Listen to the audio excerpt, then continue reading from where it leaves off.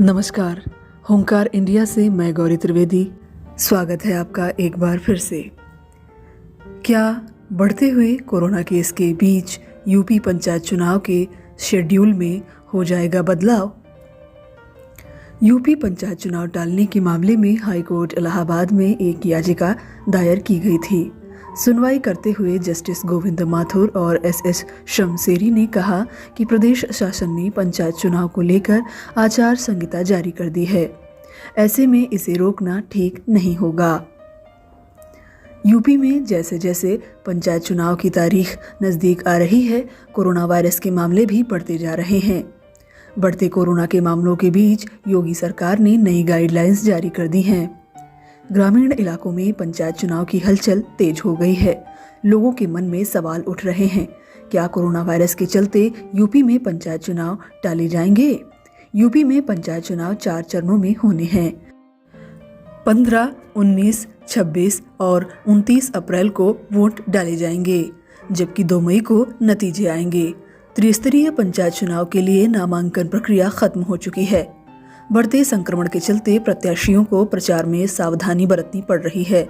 वहीं मतदाताओं की झिड़की भी सुननी पड़ रही है। किसी प्रत्याशी के बगैर मास्क लगाए दरवाजे पर वोट मांगने आने पर घर के बड़े बुजुर्गों से डांट भी सुनने को मिल रही है। पंचायत चुनाव प्रचार में कोरोना का साया किस कदर छाया हुआ है? यूपी पंचायत चुनाव टालने के मामले में हाईकोर्ट इलाहाबाद में एक याचिका दायर की गई थी। सुनवाई करते हुए जस्टिस गोविंद माथुर और एस शमसेरी ने कहा, प्रदेश शासन ने पंचायत चुनाव को लेकर आचार संहिता जारी कर दी है। ऐसे में इसे रोकना ठीक नहीं होगा। अदालत ने राज्य सरकार को भी निर्देश दिया कि पंचायत चुनाव के दौरान कोरोना के मद्देनजर सभी एहतियात बरते जाएं तथा कोविड प्रोटोकॉल्स का ठीक तरीके से पालन कराया जाए। कोर्ट ने क्या कहकर याचिका खारिज कर दी और पंचायत चुनाव को टालने से इनकार कर दिया। पंचायत चुनाव के पहले चरण के मतदान में 18 जिले, दूसरे चरण के मतदान में 20 जिले, तीसरे चरण के मतदान में 20 जिले और चौथे चरण के मतदान में 17 जिलों को शामिल किया गया है। योगी सरकार ने नई गाइडलाइंस जारी कर दी हैं। किसी भी सार्वजनिक कार्यक्रम में 100 से अधिक लोगों के इकट्ठा होने पर रोक लगा दी है। चुनाव प्रचार से लेकर मतदान तक सभी को कोरोना प्रोटोकॉल का पूरी तरह पालन करने का प्रशासन ने निर्देश दिया है।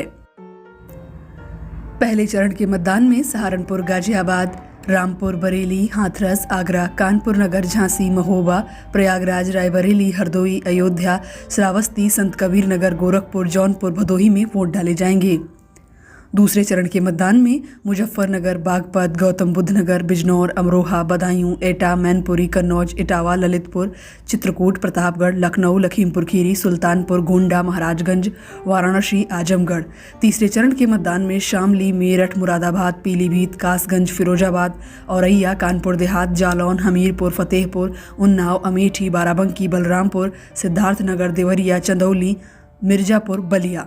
चौथे चरण के मतदान में बुलंदशहर, हापुड़, संभल, शाहजहांपुर, अलीगढ़, मथुरा, फर्रुखाबाद, बांदा, कौशाम्बी, सीतापुर, अंबेडकर नगर, बहराइच, बस्ती, कुशीनगर, गाजीपुर, सोनभद्र, मऊ में वोट डाले जाएंगे। कोरोना वायरस का संक्रमण उत्तर प्रदेश में कहर मचाने लगा है। रविवार को प्रदेश में पिछले 24 घंटों में कोरोना संक्रमण के रिकॉर्ड 15,353 नए मामले सामने आए हैं। इसके साथ ही प्रदेश में कोरोना महामारी के कुल एक्टिव मामलों में संख्या बढ़कर 71,241 हो गई है। सबसे ज्यादा खराब हालात लखनऊ के हैं, जहां कुल 4,444 में कोरोना वायरस के संक्रमण की पुष्टि हुई है। वहीं दूसरे नंबर पर वाराणसी है, जहां कोरोना का एक्टिव केस 8,263 है। इसी के साथ फिलहाल इस खबर में इतना ही। आप बने रहिएगा होमकार इंडिया के साथ।